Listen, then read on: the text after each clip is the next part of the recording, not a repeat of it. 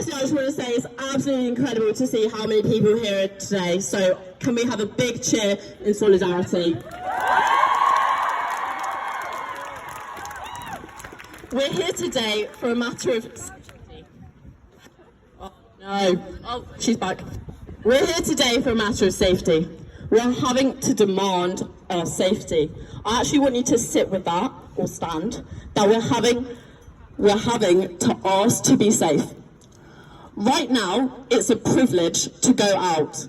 It's a privilege to get drunk, and it's a privilege to feel safe.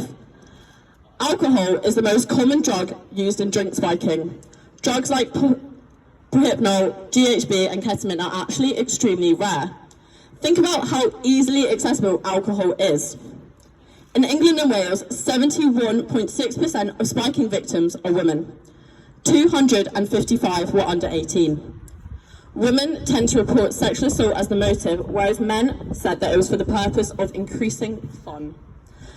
Even if it's to have more fun, or even if it has absolutely no intention whatsoever, someone is being drugged without their consent. It all comes down to consent. The same way that you consent to sexual activity or even a hug, you have the right to consent to the substances that you ingest. On a night out, if I was to go on one when I'm not terrified, my bag would not only have to include the essentials such as lip gloss, tampons, wallet, phone, but now also a personal safety alarm, aka a rape alarm, plasters in case I get injected with substances because the police's and NHS advice is to wash and put a plaster over it, emergency money in case my phone dies for a taxi because the buses don't run, comprehensive plans on what to do if I get separated from my group or spiked, phone charges and phone data. The rhetoric when it comes to spiking or most gendered issues is victim blaming. Let's blame women, and we all know how easy it is to do that. Don't leave your drink unattended, don't accept a drink from anyone, watch your drink, tell someone if you think that you've been spiked. The responsibility is placed on women. I am so fed up of people telling us what to do when all we want is a fun night out. It's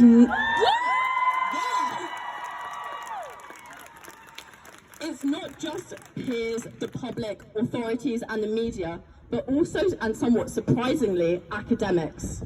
I was trying to find some statistical data, and every single article and book that I read was orientated towards victim blaming.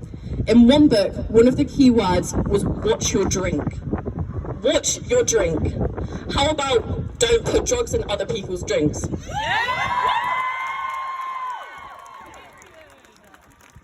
Victim blaming is so deeply ingrained in society, it's even in the academic work on the issue. One common piece of advice when it comes to spiking is tell the management, bar staff or police. But there have been numerous reports and testimonies of bar staff being the ones who've spiked people, and countless of times where the police have been completely useless. Trust in police is pretty much non-existent, and the advice is to trust a police member. GMP's statement on the 8th of October said, as well as increased patrols to target offenders, GMP will be providing advice through its social media channels this weekend on how people can better protect themselves from having their drinks spiked and enjoy a safe night out. Not only is this don't get spiked rather than don't spike, but I also looked at their Twitter and have found none of this so-called advice.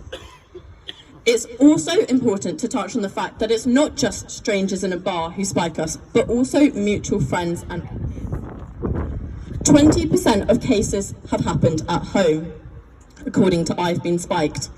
Helena Conibeth, the CEO of Alcohol Education Trust, says that everyone presumes it takes place in bars and clubs, but half happen in the private parties and unregulated spaces because there's less likelihood to have CCTV. Everyone presumes stranger danger, but actually it could be a wider friendship group. Today's boycott is powerful, a national boycott to demand action to end spiking now, but we must ensure it's not just one night. Venues also closing today to say that they support the matter is performative until they implement safety and support strategies, make them public and make them accessible. Today itself is not enough. Drink covers and straws, nightcaps, it's not enough. It's a gesture to act like the authorities care about us and our safety. But will it help tackle the problem in the long run? No. Why, with every other rising crime, is it taken seriously except for gendered ones? Where is government action enforcing measures on clubs and bars and pubs? How has it got to this point? It's not just drinks, but also needles. We shouldn't have to be here demanding and protesting to feel safe. We shouldn't have to boycott. We shouldn't have to protest.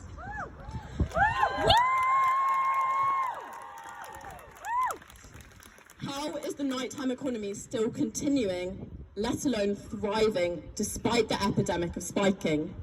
Sasha Lord must step up as nighttime economy advisor, and Andy Burnham must ensure that the nighttime economy is implementing safety measures for their customers. And this is not just more security, because one, that's not addressing the issue, but two, it's dangerous for people of colour, and three, as mentioned before, they are part of the problem. If we actually look at the root of the problem, spiking comes from the rape culture that we have to live in and the patriarchy. Rape culture is made up of four key aspects: victimization, degradation, removal of autonomy, and explicit violence. You can see this visually on Resist Rape Culture's Instagram. Spiking would come into removal of autonomy and explicit violence. It's so ingrained in society that we must start young. We must change the education, conversation, and legislation to be survivor and victim orientated. Resist Rape Culture's demands include compulsory consent classes, active bystander intervention training, and better support for survivors. These are all hand in hand and support the End Spiking Now demands. Clubs and bars with repeated spiking cases to lose their licenses, better support, safe journeys home, and medical staff, just to name a few. Whilst these demands are aimed at venues, it's also important to note that and that the responsibility is with the individual. We do need a systemic overhaul, but individuals still have free will and autonomy. People have a choice whether or not to spike someone else. They actively decide to do so. So there must be repercussions and there must be better education earlier on. As I said, it's so great to see so many people here showing up for our safety, but again, we shouldn't have to be here. We shouldn't have to demand a basic human right of safety. It's the absolute bare minimum. We just want to be safe.